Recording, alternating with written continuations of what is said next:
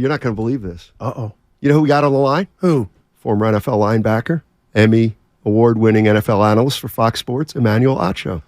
Emmanuel, welcome. What's up, family? Let me get on some of this. My partner, Daryl the Guru Johnson, essentially just said, guy don't know football. No, Acho, I didn't say that, man. He said this guy doesn't know football. I watch you every day, man. This is my point, Emmanuel. I came in today, and you made some points. My partner has. But what I'm asking you, and I'm asking anybody that'll tell me, Emmanuel, it's not fair that you use these guys up and then don't pay them. And I go Exhibit A, Josh Jacobs, the Ecklers of the world, Dalvin Cook in the line at EDD. I'm talking about the guys that help you win. All of a sudden, I'm going to say analytics, the cap, have changed that. And I got DeMarco Murray in the back. That's way back. Dallas used him up and said, bye-bye. Emmanuel, I heard you, but it's still not fair. I don't disagree with you at all, family. And pardon me, y'all listening. If I lose service, I just pulled into the Fox studio lot for my daily show. I don't disagree with you, but fair is for Ferris wheels, my brother. Oh, wow. Thank you. It's for Ferris wheels. Now, I think you're right. I don't think it's fair. I don't think it's just, but it's the nature of the beast. And that's what I think people need to understand is if I am a business owner, why would I willingly do what is not fiscally responsible for the sake of being quote-unquote fair? Why would I willingly do what is fiscally irresponsible for the sake of making somebody happy? Like, that's just not how the business of the NFL works. And I may sound curt, but again, you're talking to a person who was cut 5 times by the age of 25, told that he would be signed back on a Monday and never heard from that head coach again. So I personally know the NFL is not fair. The coaches and the owners are going to do what they deem is best for the team. And as it pertains to Saquon Barkley, if I could get him to play for $10 million instead of $16 million, why the heck wouldn't I do that? Acho, I know you're about to get ready for your show. My partner's looking at me. I'm going to say it because it's in my heart. I'm a black man, and I feel like 85 to 90% of running backs are African-American, and you're telling me all of a sudden that's the position that is dried up when the guys are deserving. Can you just speak to that point? So I think that is a correlation, but it is not causation. And I only care about things in life that are particularly racial and race-based if it is causation. There's just a correlation between the fact that the running backs are black and that is one of the positions that is depreciating. But punters, if we just haven't talked about that as much. If you look at percentage of the salary cap in 2023 compared to 2015, punters' percentage is also mildly decreasing as well.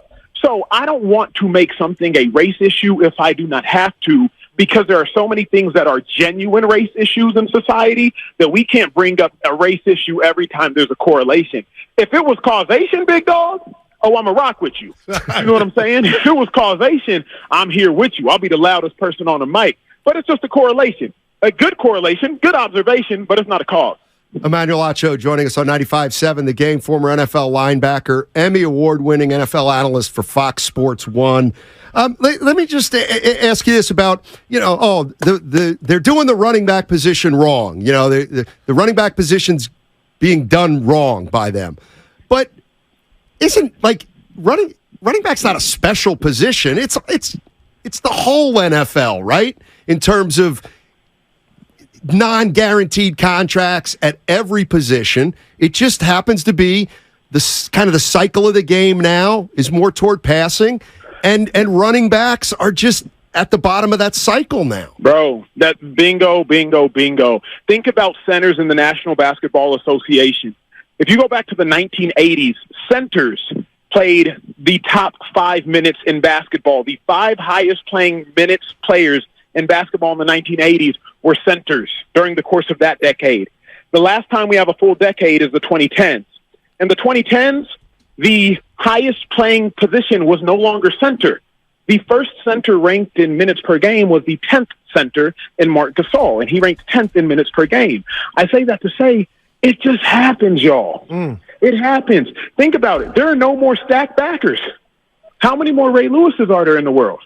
You know what I'm saying? Like, there's no more 240-pound linebackers either. What you going to do? Complain about, like, my position?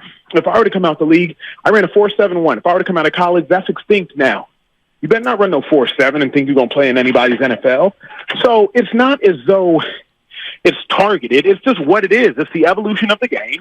And I'm sure it will come back in a circle maybe in the next 20, 30 years. Acho, I'm fighting for my life with the fans because I'm going to get a shirt after we're done with this show today that running backs matter. But what about the Christian McCaffrey effect? Because my partner made an astute I don't agree with him, but his opinion was, you know what? He works because they don't have a stellar quarterback. I'm like, well, when can I score by giving you a great running back that makes a difference? Can you speak to that? McCaffrey's effect. If you want to talk about the Christian McCaffrey effect, let's talk about it positively and negatively. The Cowboys paid Ezekiel Elliott $95 million before they paid their quarterback. Ezekiel Elliott is a 27-year-old free agent. Christian McCaffrey was paid $16 million a year, and the team that paid him that money traded him. So if you want to talk about the Christian McCaffrey effect, let's talk about it both ways. Let's look at the glass from both sides. Because the Christian McCaffrey effect, while positive for the San Francisco 49ers, he is an absolute dude.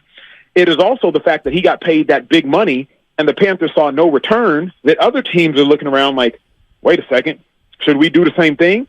I'm going to give y'all one more, and then I really do have to jet. Okay. Sony Michel won a Super Bowl with both the Patriots and the Los Angeles Rams. This is for the listeners. Michel won a Super Bowl with the Patriots and the Rams.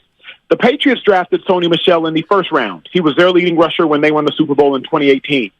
The Rams traded a 5th and 6th round pick for that same Sony Michel. And Sony Michel was the Rams' leading rusher when they won the Super Bowl in 2020. Who would you rather be, Coach? The team that drafted Sony Michel in the first round, or the team that just traded a measly 5th and 6th round pick for the same Sony Michel? Do the math, America. That same first round pick I got for a 5th and 6th rounder and got the exact same result. I just ain't have to pay him the bread. Yeah. Oh, Emmanuel, that's you get wrong. it. Yeah, right on, fam. Right on me. for pulling up. Man. Emmanuel gets me. I appreciate it, man. Hey, thanks for joining us on the spur of the moment. Have a great show today, and really appreciate it, Emmanuel. Thank you.